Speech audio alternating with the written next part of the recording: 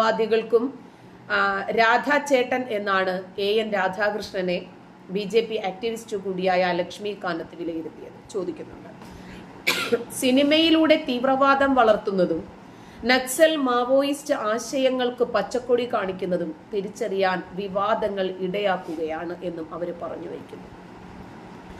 നക്സലിസത്തെ support ചെയ്യുന്ന cinema എന്ന ഉണ്ട ഇറങ്ങിയപ്പോഴും അതിന് കൈയടിച്ചപ്പോഴും മലയാളികൾ ഇത്രയധികം ചിന്തിച്ച് കാണില്ല എന്നും അവർ പറയുന്നു. നക്സൽ മാവോയിസ്റ്റുകളെ നേരിടാൻ 100 കണക്കിനാണ് ജവാന്മാരുടെ ജീവൻ നഷ്ടപ്പെടുത്തുന്നത്.